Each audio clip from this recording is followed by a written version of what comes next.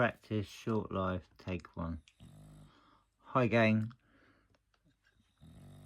Next Monday at 2, a lady's coming around with a film crew to do a documentary, so I'm getting the collection ready so it looks just as pristine on their camera as it does on mine. In front of you, I've picked out 5 pieces from Royal Copenhagen. There's about 12, I think, altogether. And with Royal Copenhagen, unlike other pottery brands, they did what you call limited editions. So they only made a certain amount of each one, and these seem to keep their resale value. So this one here, that's by Thomas Madison. He's got his little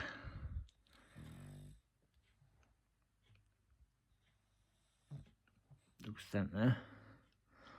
So for 7 centimetres, that works out at over about £110 a centimetre, believe it or not. This piece, I'm sure you'll see if you ever watch the Fresh Prince of Bel-Air. In the Banks' home, they had a ceramic bulldog sitting on the table. I have not properly researched this, but I am 99% sure that it is that dog. Otherwise I'm not sure why I would have chosen it, but it is part of the Royal Copenhagen Bulldog collection, and that piece there is by, let me get this right, Knud Kun. So that's Knud, Knun. He wasn't really known for this style of ceramics. If you look him up, you'll see that his work is quite different. The first piece I got was a puppy. He was retailing at around £145. I think I managed to get them for about 65-70. If you grab my ebook on the website, I've put all my tips and tricks and basically how to charm people into putting layaways for you and things like that. But yeah, there's loads of different tips and tricks and on how you can sort of get pieces put away and get money off and things like that. My second piece was this one here. Now I paid about £80 for that puppy, and then my wife got me, she didn't realise she got me a second, and she paid £16. So it just shows that you know what I mean, you can find a bargain. You definitely wouldn't find like the top rated ones in the bargain bin, not unless the dealer or seller hasn't got a clue about Royal Copenhagen. We can take a closer look at the groundbreaking one by Thomas Madison. If you have a look there, all the weight of that ceramic he has designed so that it sits like a tripod but on 2 legs. There you go. So it does give the illusion that you can see, obviously, like it is like this one here. Move that one out of the way. So it gives the illusion of that, but as you can see, so yeah, very clever, way before his time, beautifully made, as you can see.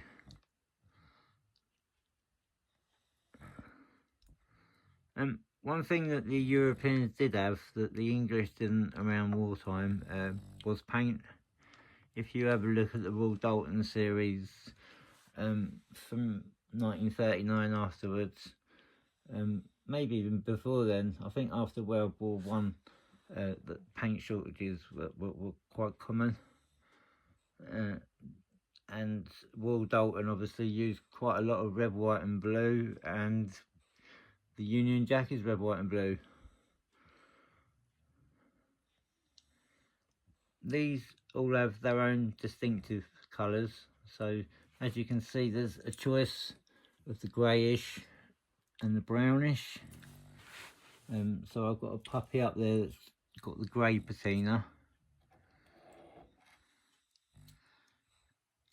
One thing these ones here have got in common is the excuse me, is the wrinkles on the head.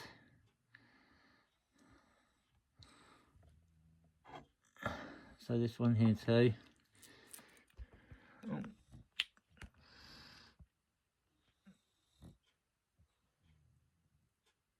Oh, it's so well made up. It fills me with joy. I think I've done so well for my girls. So price wise, the two at the back are going to be the most expensive. I don't know if they've gone up or down, but when I last looked, this one was at about $8.50. This one was, I saw 3 or 4, so it was 700 up to 1100. 145 to 220.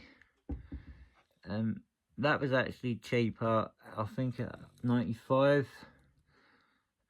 These ugly dogs, they're called the ugly dog. Let me show you why.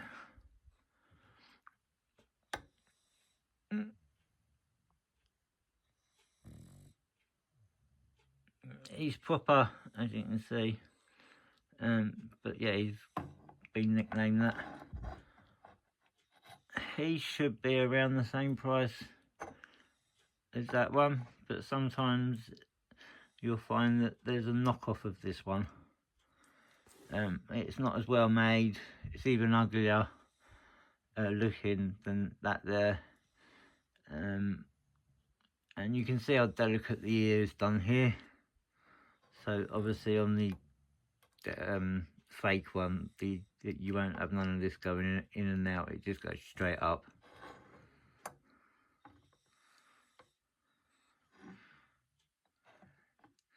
Have you seen how beautifully they put the ear in there?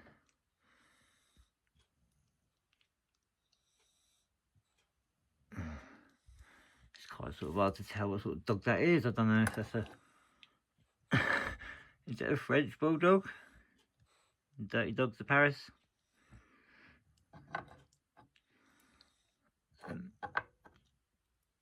I'm going to have to do a bit of homework and researching on collectibledogs.com and go over my articles just in case I'm asked any questions next week.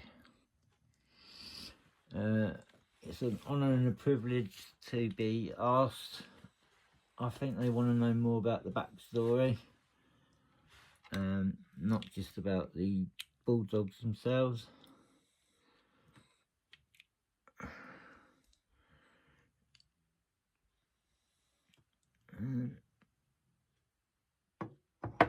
So I'm going to jot down some reminders, and yeah, they've asked me if I'll do a little segment walking the dogs, and Portia there, she's a right puller, so I thought it might be quite funny to give the lady Portia to take, and I take Starlight, but we'll see. And so that's 5,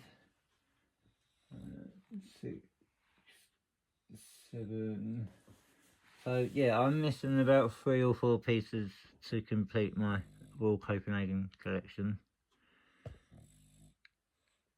I think one of them's from the Tinderbox or the toy shop. Sorry, the Toy Soldier.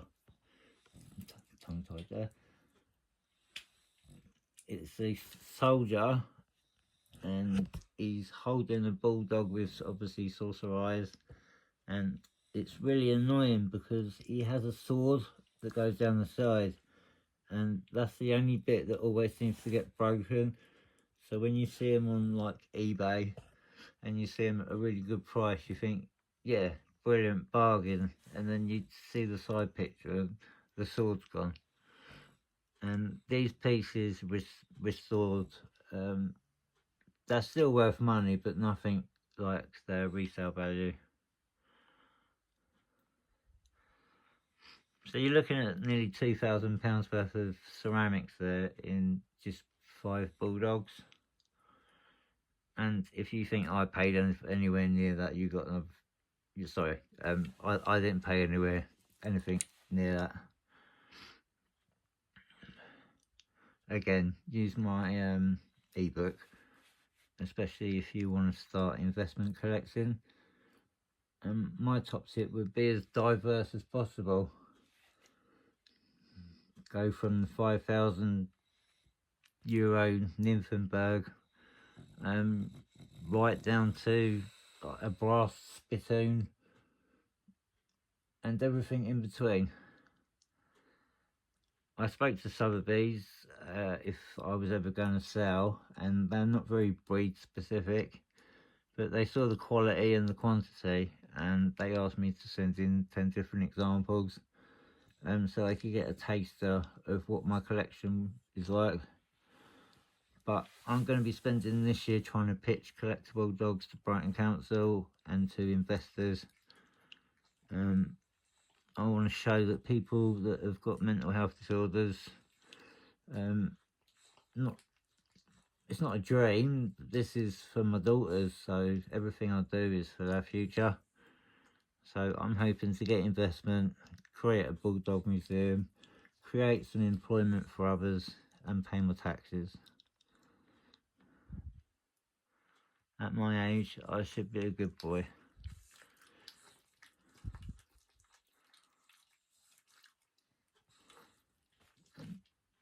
And I think if you pop back later, I'll take a snapshot, whack it on Pixieverse, and see if I can get them to do the Scottish dance, Scottish Highland Fling. And until next time, peace out, people. Take care.